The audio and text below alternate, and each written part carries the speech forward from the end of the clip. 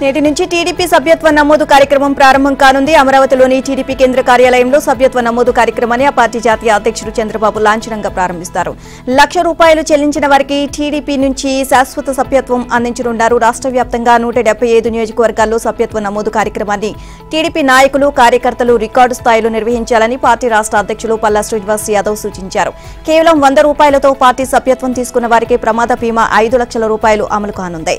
రాష్ట్ర వ్యాప్తంగా టీడీపీలో పండగ వాతావరణం నెలకొంది. ఇవాళ్టి నుంచి టీడీపీ సభ్యత్వ నమోదు కార్యక్రమం ప్రారంభం కానుండడంతో కార్యకర్తలందరూ సన్నద్దమవుతున్నారు. టీడీపీ ఆవిర్భావం నుంచి నేటి వరకు ఉమ్మడి ఏపీ, ఆ తర్వాత విభజిత ఏపీ అభివృద్ధిలో కీలక పాత్ర పోషించిన ప్రభుత్వం టీడీపీనే.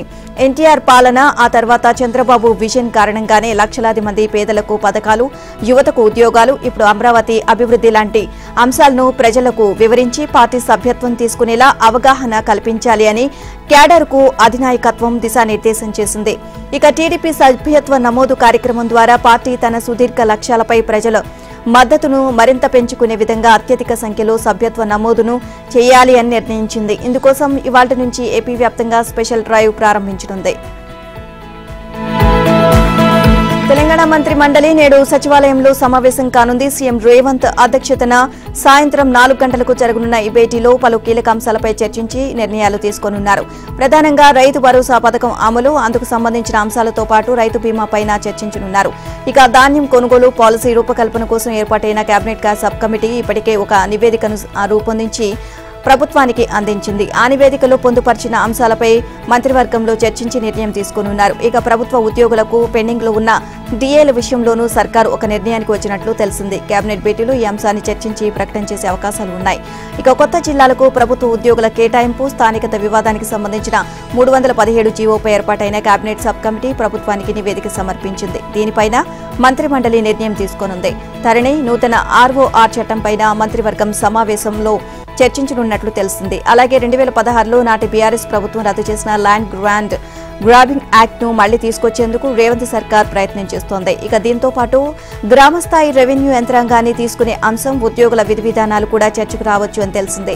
అలాగే కులగణన అంశం కూడా ప్రస్తావనకు రానుంది. క్రీడా యూనివర్సిటీ ఏర్పాటు, క్రీడా పాలసీపైన కేబినెట్లో నిర్ణయం తీసుకోనున్నట్లు తెలిసింది. ఇక రాష్ట్ర ప్రభుత్వ ప్రతిష్టాత్మక పథకమైన ఇందిరమ్మ ఇళ్ల పథకంతో పాటు గత ప్రభుత్వం నిర్మించతలపెట్టిన డబుల్ బెడ్రూమ్ ఇళ్లపై కేబినెట్లో చర్చించి నిర్ణయం తీసుకోనున్నారు. మరోవైపు మూసీ పునరుజ్జీవన ప్రాజెక్టును అత్యుత్తమ విధానాల్లో ప్రారంభించేందుకు తీసుకునే చర్యలపైన కేబినెట్లో చర్చించి నిర్ణయం తీసుకోనున్నట్లు తెలిసింది.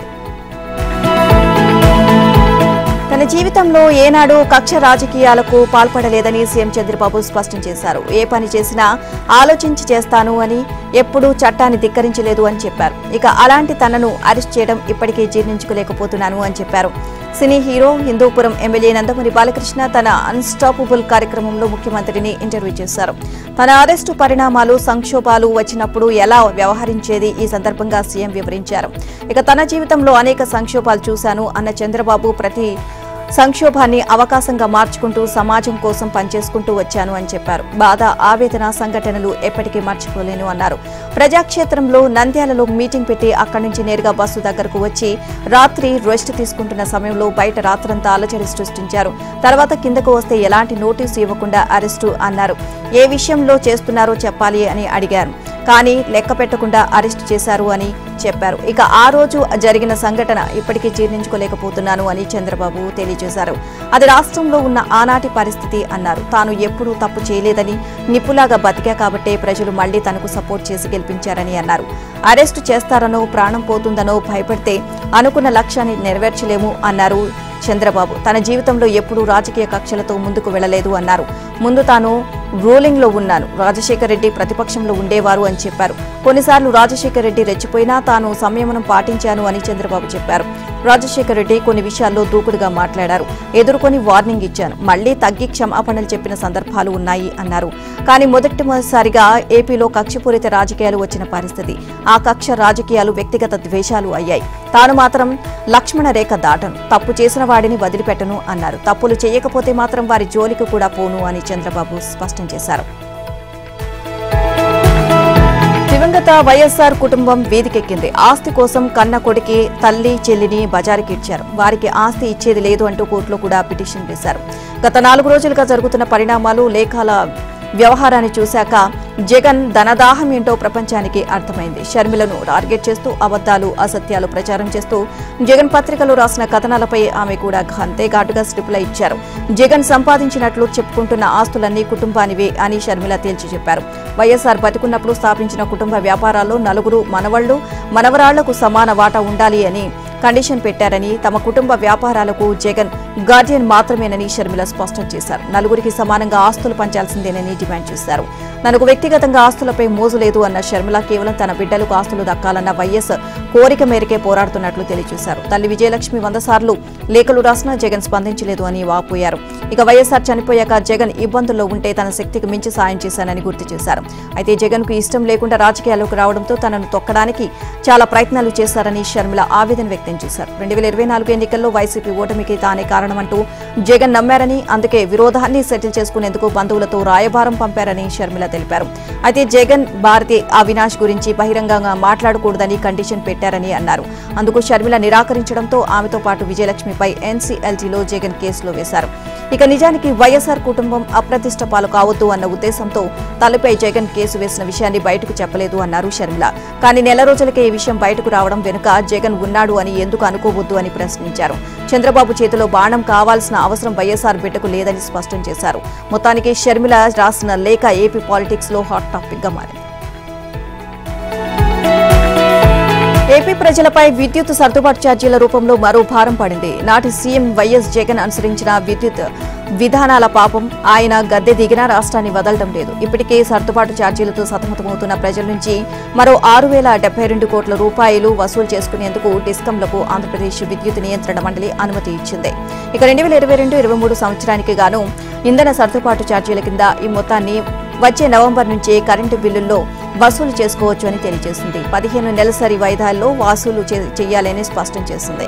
వాస్తవానికి డిస్కంలు ఏడాది 8,114 కోట్లు వసూలు చేసుకుంటామని ఎప్పుడూ అభ్యర్థించాయి. ఇక 2022-23 మొదటి క్వార్టర్ సర్దుబాటు ఛార్జీల వసూలు ప్రతిపాదనలు 2022 సెప్టెంబర్లో, రెండో క్వార్టర్ ప్రతిపాదనలను ఆ డిసెంబర్లో అందించాయి. కానీ కమిషన్ స్పందించలేదు. వాటిపై 2 ఏళ్లు జాప్యం చేసి ఈ నెల 18న ఆకస్మికంగా ప్రజాభిప్రాయ సేకరణ జరుపుతామని ప్రకటించింది. ఇక ఆ రోజున వర్చువల్ గా జరిగిన సమావేశంలో 2 ఏళ్లు ఆలస్యం చేయడంతో ఈ విద్యుత్ రంగ నిపుణులు నిలదీశారు. ఇక జగన్ హయాంలో ఏపీ జెన్కో ప్లాంట్లలో విద్యుత్ ఉత్పత్తిని కుదించేశారు. బహిరంగ మార్కెట్లో అధిక ధరలకు కరెంటు కొనుగోలు చేశారు. ఈ కొనుగోళ్లలోనూ మార్గదర్శకత్వం పాటించలేదు. కంపెనీల వారీగా యూనిట్ ధరను ఎంతెంత కొంటున్నారో వెల్లడించకుండా దాచిపెట్టారు. విద్యుత్ సంస్థల వెబ్సైట్లను కూడా డమ్మీ చేశారు. బొగ్గు కొనుగోలు వ్యవహారాలను అత్యంత రహస్యమే.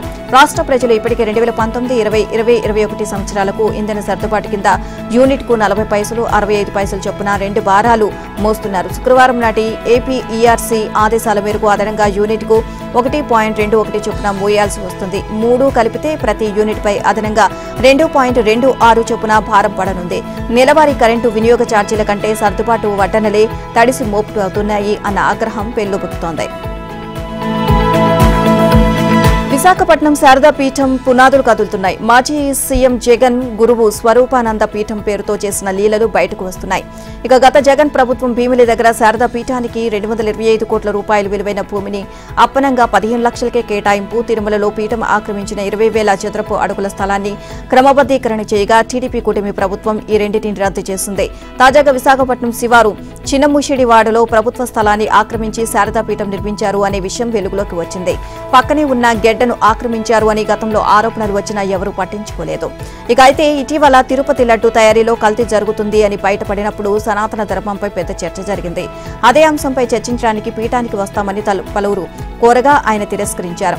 దాంతో శారదాపీఠం కొందరి కోసమే పనిచేస్తుంది అని ఆరోపిస్తూ విమర్శలు మొదలయ్యాయి. శారదాపీఠం నిర్మాణంలోనూ అక్రమాలు ఉన్నాయని, వాటిపై విచారణ చేయాలని డిమాండ్ మొదలైంది.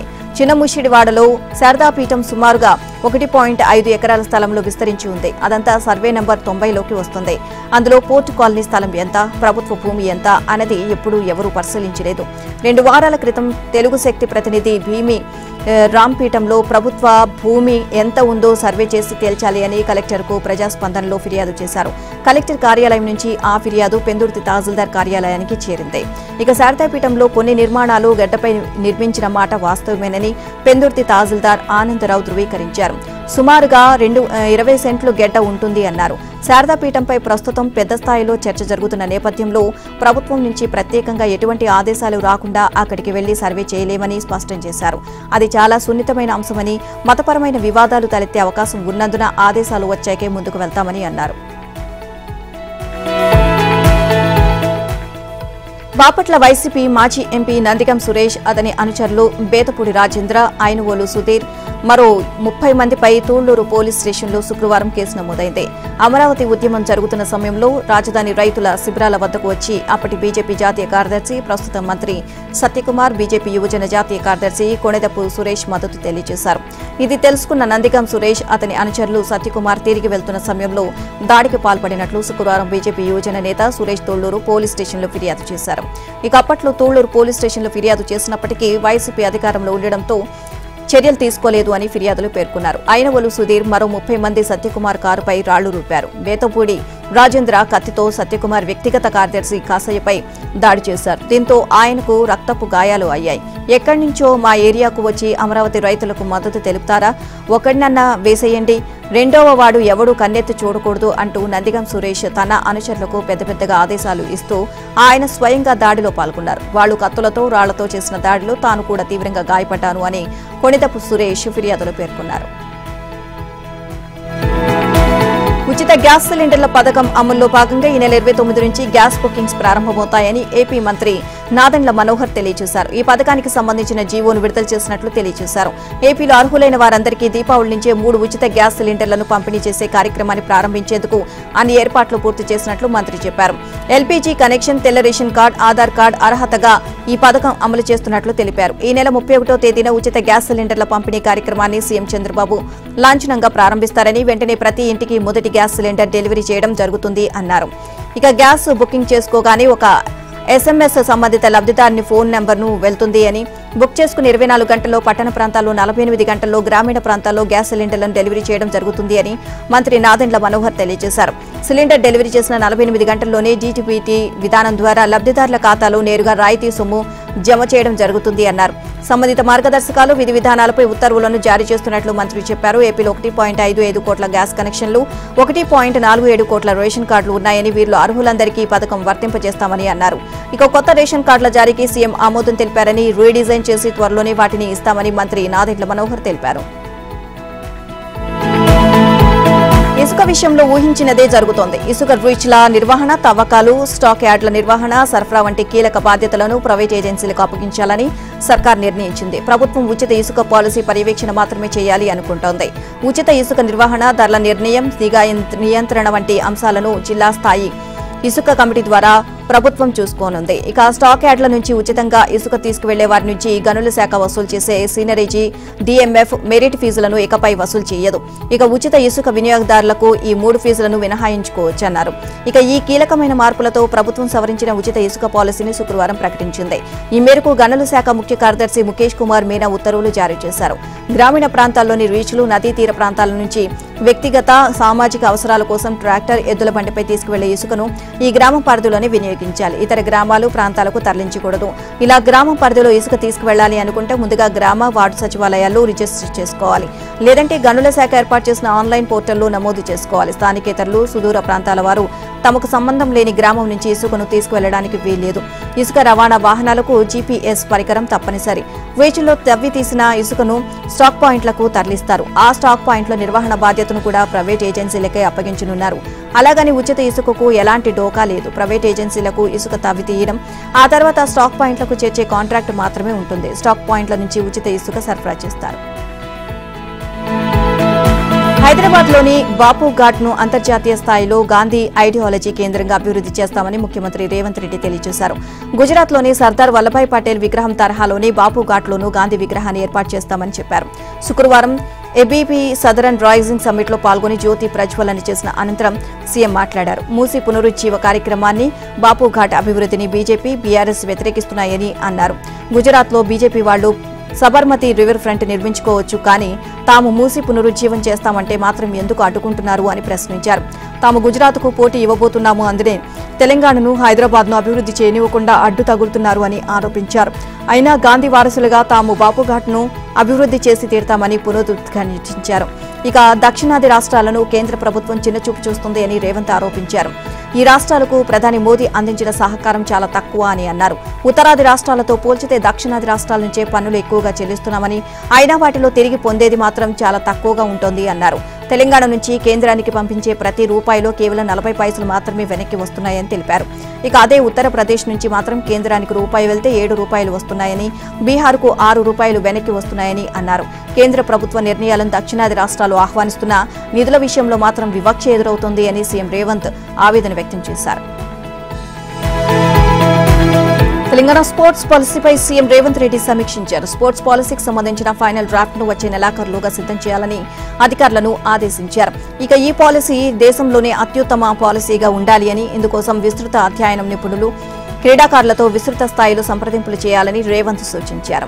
రాష్ట్రంలో అందుబాటులో ఉన్న క్రీడా వనరులు సమర్థంగా వినియోగించుకోవాలని, ఇప్పటికే ఉన్న స్టేడియాలు, స్పోర్ట్స్ కాంప్లెక్స్లను ఆధునిక అవసరాలకు అనుగుణంగా అప్గ్రేడ్ చేయాలని సీఎం సూచించారు. యంగ్ ఇండియా స్పోర్ట్స్ యూనివర్సిటీకి సంబంధించిన బిల్లు సాధ్యమైనంత త్వరగా రూపొందించాలని అధికారులను ఆదేశించారు. వచ్చే 2 ఏళ్లలో నేషనల్ గేమ్స్ కు తెలంగాణ ఆతిథ్యం ఇచ్చేలా ఇండియన్ ఒలింపిక్ అసోసియేషన్ సంప్రదించాలని సీఎం అధికారులను ఆదేశించారు.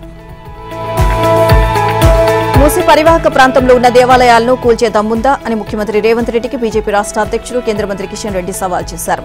కాంగ్రెస్ ప్రభుత్వానిది మోసపూరిత వైఖరి అని, దాని నుంచి ప్రజల దృష్టిని మళ్లించేందుకే మూసీ సుందరీకరణ పేరుతో పేదల ఇళ్లను కూల్చివేస్తుంది అని, ఇది సిగ్గుచేటు అని మండిపడ్డారు.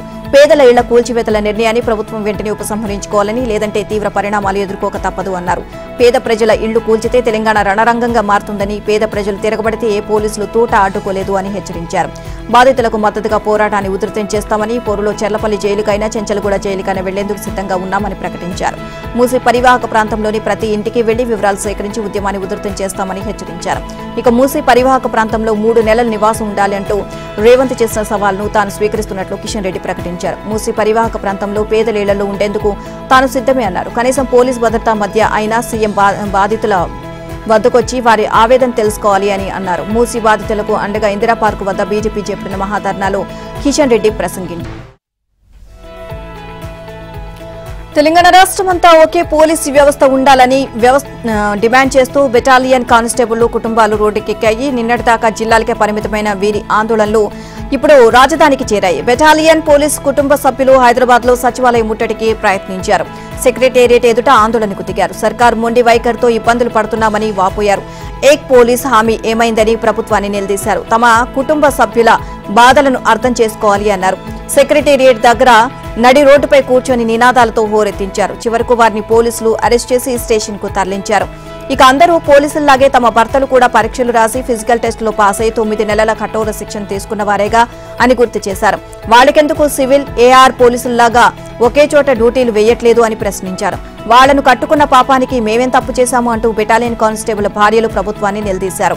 తమ భర్తలు ఏడాదికి 3 జిల్లాలు తిరగాల్సి వస్తుందని ఆవేదన వ్యక్తం చేశారు. మేము ఎక్కడుండాలి, మా బిడ్డలు ఎక్కడ చదువుకోవాలి అని వాపోయారు. మరోవైపు తెలంగాణ వ్యాప్తంగా పోలీసు కుటుంబాల ఆందోళనతో ప్రభుత్వం పోలీస్ శాఖ కీలక నిర్ణయం తీసుకుంది.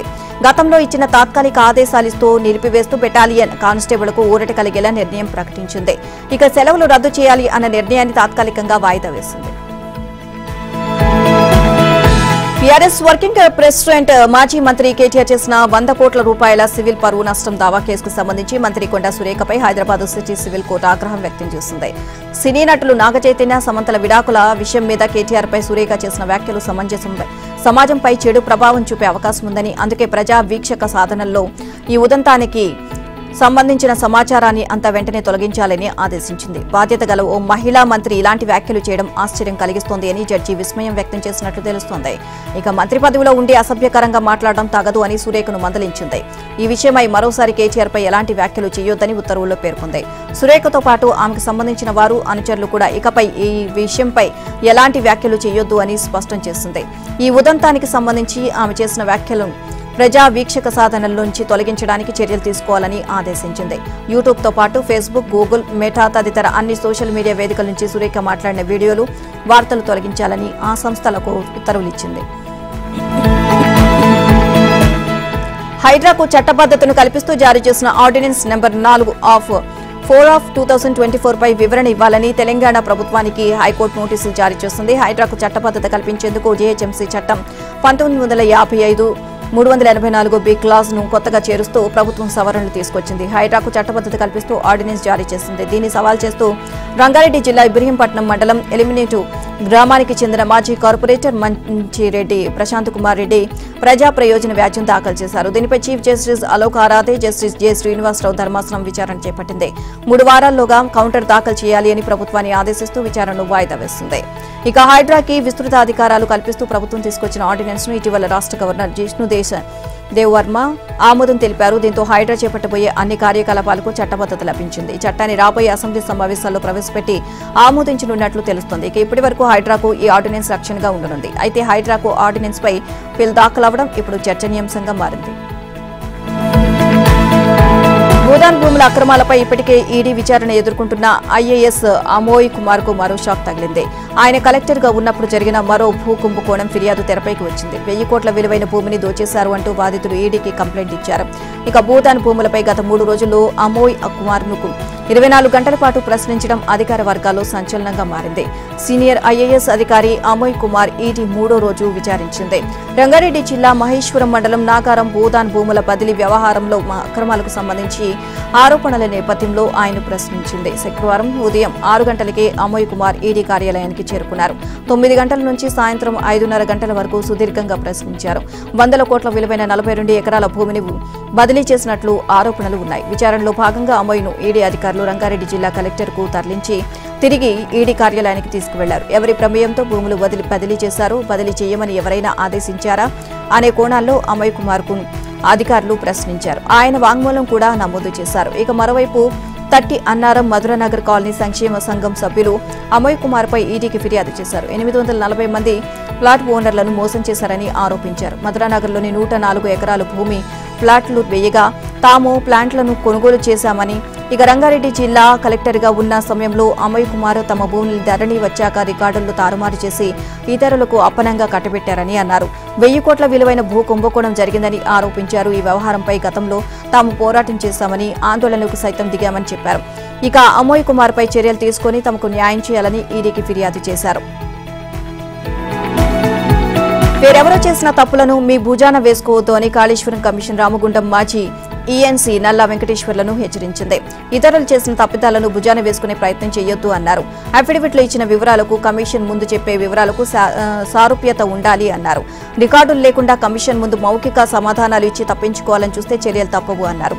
ఇక సమస్యలను మీ అంతటా మీరే కొని తెచ్చుకోవద్దు అని కమిషన్ పేర్కొంది. 3వ రోజైన శుక్రవారం జస్టిస్ పినాకి చంద్రఘోష్ కమిషన్ ముందు వెంకటేశ్వర్లు విచారణకు హాజరయ్యారు. ఈ సందర్భంగా పలు అంశాల్లో కమిషన్ ఆయన్ను గట్టిగా హెచ్చరించింది. ఉమ్మడి రాష్ట్రంలో తెలంగాణ వచ్చాక డాక్టర్ బిఆర్ అంబేద్కర్ ప్రాణహిత చేవెళ్ల సృజల స్రవంతి పథకం కింద 14,000 కోట్లను వెచ్చించగా అందులో 13,250 కోట్ల పనులను కాళేశ్వరం ఎత్తిపోతల పథకంలో వినియోగించామని మాజీ ఈఎన్సీ తెలియజేశారు. 750 కోట్ల రూపాయల పనులు వృధా అయ్యాయని గుర్తు చేశారు. 2019 జూన్ 21న బ్యారేజీల పనులని పూర్తయి వాడుకలోకి రాగా అదే ఏడాది నవంబర్లో వచ్చిన వరదలతో బ్యారేజీ దెబ్బతింది అన్నారు. 2019-22 దాకా వరుసగా బ్యారేజీల్లో సమస్యలు ఉత్పన్నం అయ్యాక 2023లో ఎనర్జీ డిసెఫిషియన్ స్టడీ చేయాలి అని తెలంగాణ ఇంజనీరింగ్ రీసెర్చ్ ల్యాబొరేటరీని కోరినట్లు తెలియజేశారు. గ్రూప్ 1 పోస్టులకు పోటీ పడుతున్న అభ్యర్థుల సంఖ్య రోజురోజుకు తగ్గిపోతుంది. 1:50 నిష్పత్తితో మొదలైన ఈ పోటీ ప్రస్తుతం 1:37 నిష్పత్తికి చేరుకుంది. ఇక పరీక్షలు ముగిసే నాటికి ఈ నిష్పత్తి మరింత తగ్గే అవకాశం కనిపిస్తోంది.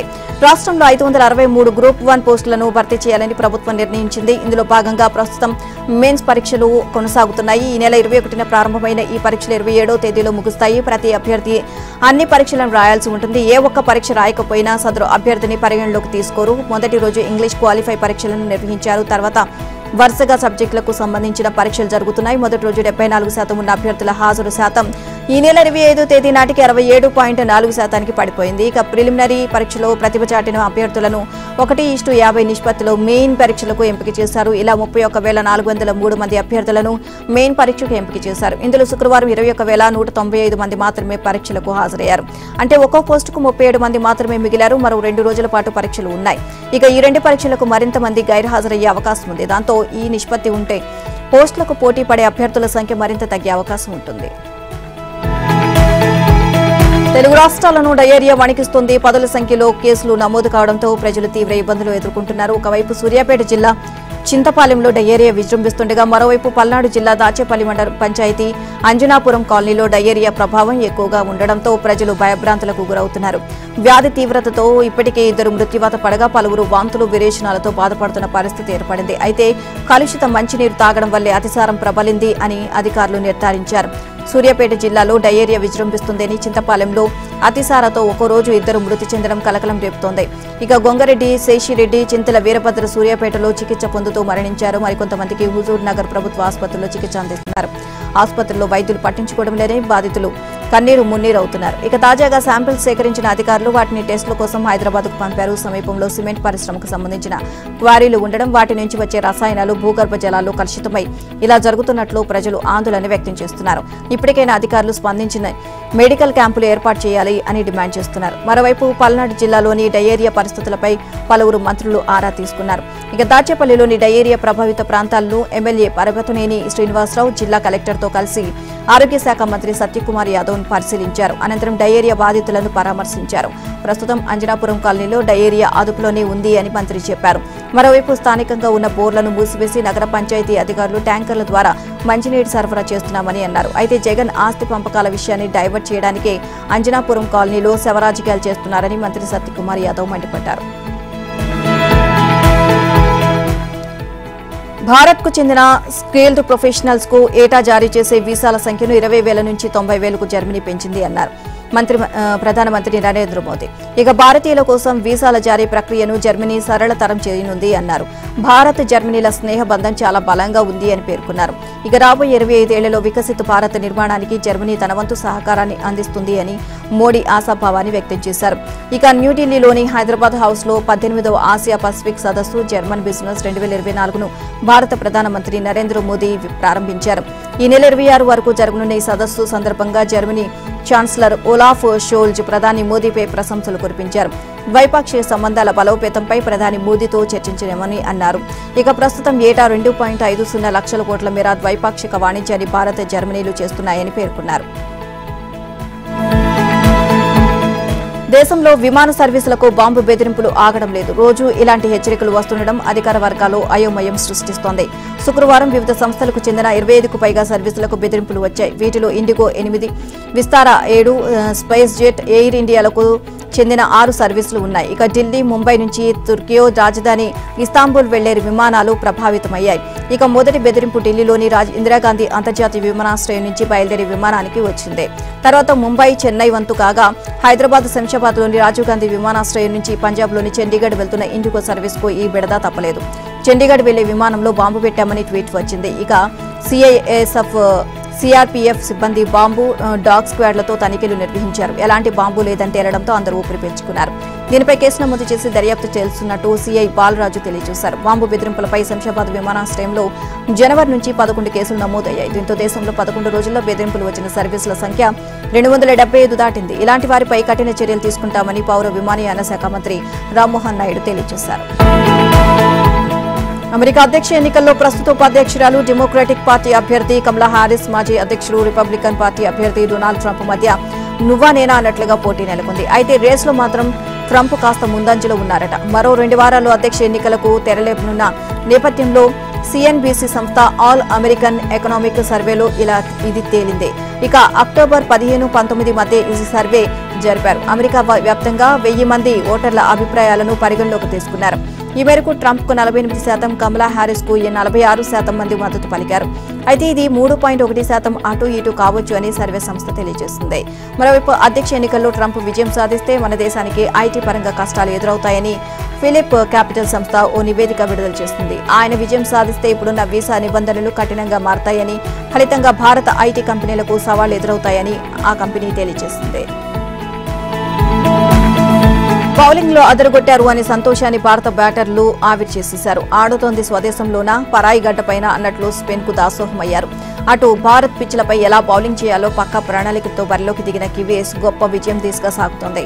స్టార్లతో కూడిన భారత బ్యాటింగ్ లైనప్ ను స్పిన్నర్ శాంటార్ను 7 వికెట్లతో వెన్నువిరవగా ఫిలిప్స్ 2 వికెట్లు తీశాడు. ఆ తర్వాత కివీస్ బ్యాటర్లు ఎప్పటిలాగే రాణించి భారీ లక్ష్యాన్ని నిర్దేశించే ప్రయత్నంలో పడ్డారు. దీంతో భారత్కు ఈ టెస్టులో కూడా ఓటమి ఖాయంగా కనిపిస్తోంది. తొలి ఇన్నింగ్స్ లో 259 పరుగులు చేసి అప్పటికే ఆధిక్యంలో ఉన్న న్యూజిలాండ్ రెండో ఇన్నింగ్స్ లో మరింత పుంజుకుంది. ఒకవైపు వికెట్లు కోల్పోతున్నా బెదిరిపోకుండా భారీ ఆధిక్యంలోకి దూసుకువెళ్లింది. ఇవాళ కూడా ఇన్నింగ్స్ ను కొనసాగించగలిగితే భారత్ ఎదుట కొండంత లక్ష్యాన్ని ఉంచే అవకాశాలు ఉన్నాయి.